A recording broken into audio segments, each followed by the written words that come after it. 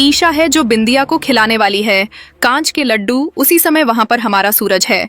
वह बहुत ज्यादा ही गुस्से में होता है कि तुम्हारे साथ ऐसा ही होना चाहिए। जी हाँ मेरे प्यारे दोस्तों, दंगल टीवी के मोस्ट पॉपुलर शो पति ब्रह्मचारी के आने वाले अपकमिंग एपिसोड में आप सभी को देखने को बहुत ही इंटरेस्टिंग मिलने वाला। आगे देखना से पहले आप ही ईशा के फैन हैं तो चैनल को सब्सक्राइब कर दीजिए। कहानी की शुरुआत जिस बिंदिया को अब तक सबने बेचारी, मासूम और अंधी समझा था, उसकी पूरी पोल ईशा खोल देगी। हुआ कुछ यूं कि ईशा एक दिन अचानक देख लेती है कि बिंदिया आराम से मोबाइल चला रही है, स्क्रीन पर आए मैसेज पढ़ रही है, साफ साफ टाइप कर रही है, यानी उसकी आंखों की रोशनी गई ही नहीं थी। वो सिर्फ नाटक कर रही थी ताकि सूरज उसके इमोशन में फंसकर उसके आसपास ही घूमता रहे। ईशा ये सब देखकर दंग रह जाती है और उसे समझ आ जाता है कि इतने दिनों से सूरज के साथ जो उल्टा सीधा होता रहा, जो दूरियां पैदा हुई, जो गलतफहमियां बनी, वो सब किसी बाहर वाले की साजिश नहीं थी, बल्कि अंदर ही अंदर बिंदिया खेल खेल रही थी। ईशा जानती थी कि अगर वो जाकर सीधे सूरज को बोलेगी तो सूरज यकीन नहीं करेगा, क्योंकि सूरज का भरोसा अभी भी बिंदिया पर है और उसे लगता है कि बिंदिया बेचारी है। इसलिए ईशा दिमाग से काम लेती है और वहीं छुपकर बिंदिया का पूरा वीडियो रिकॉर्ड कर लेती है, जिसमें साफ दिख रहा होता है कि बिंदिया नॉर्मल तरीके से मोबाइल चला रही है। ईशा के फैन हो तो चैनल को सब्सक्राइब कर। ईशा ये प्रूफ लेकर सीधे सूरज के पास पहुंचती है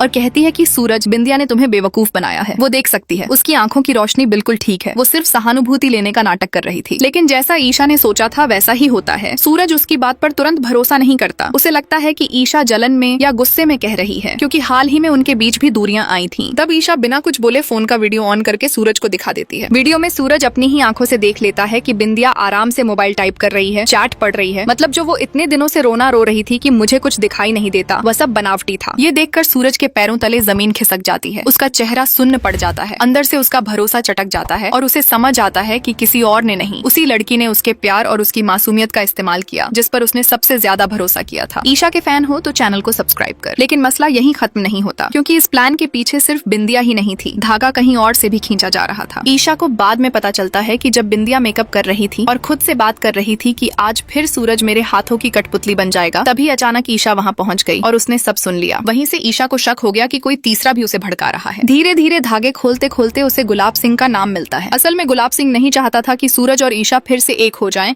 इसलिए उसने बिंदिया को उकसाया कि अंधी बनकर रहो, सहानुभूति लो, सूरज को कंट्रोल में रखो और बीच में गलतफहमियां डालो। ईशा के फैन हो तो चैनल को सब्सक्राइब कर। अगले दिन ईशा ने जो कुछ इकट्ठा किया था, सबूत, वीडियो, बातें, सब सूरज के सामने रख दिया। वीडियो में सब साफ साफ था, न कोई एडिटिंग, न कोई शक की गुंजाइश। सूरज के चेहरे पर पहले अविश्वास आया, फिर गुस्सा, फिर एक दर्द कि जिसे उसने अपना समझा उसने ही उसके दिल पर वार कर दिया। उसने कभी नहीं सोचा था कि बिंदिया उसके अंधेपन का ड्रामा करेगी, उसके और ईशा के बीच दीवार बनाकर खुद को बेचारी दिखाएगी। सूरज गुस्से में बिंदिया के सामने पहुंचता है और कहता है, तुमने मेरे प्यार के साथ, मेरे भरोसे के साथ और मेरी जिंदगी के साथ खिलवाड़ किया है। मैंने तुम्हें सहारा दिया, तुमने मुझे अंधे रास्ते पर धकेल दिया। फिर यह सुनकर बिंदिया घुटनों के बल गिर जाती है, हाथ जोड़कर माफी मांगती है, रोती है कि मैं मजबूर थी, मैं अकेली थी, मुझे डर था कि अगर तुम ईशा के पास वापस चले गए तो मैं फिर से खाली हो जाऊंगी। लेकिन अब देर हो चुकी थी, क्योंकि जब भरोसा एक बार टूटता है तो इंसान केवल माफी नहीं देखता, वो यह भी देखता है कि उसके साथ खेल किसने खेला और क्यों खेला। इसी वक्त ईशा एक और धमाका करती है और बताती है कि सिर्फ बिंदिया नहीं, इस खेल में गुलाब सिंह का भी हाथ है। उसी ने बिंदिया को रास्ता दिखाया, उसी ने कहा कि सूरज और ईशा को अलग रखो। ये सुनकर सूरज का दिमाग घूम जाता है, क्योंकि गुलाब सिंह पहले भी उनकी जिंदगी में तूफान ला चुका है और अब जब उसका नाम फिर आया तो सूरज समझ गया कि अब की बार मामला निजी हो चुका है। ईशा के फैन हो तो चैनल को सब्सक्राइब कर। अब कहानी यहाँ से दिलचस्प होती है, क्योंकि सूरज और ईशा जो पहले आपस में ही उलझे हुए थे, अब एक ही साइड पर आकर खड़े हो जाते हैं। दोनों ये ठान लेते हैं कि अब बिंदिया को भी और गुलाब सिंह को भी ऐसा सबक सिखाएंगे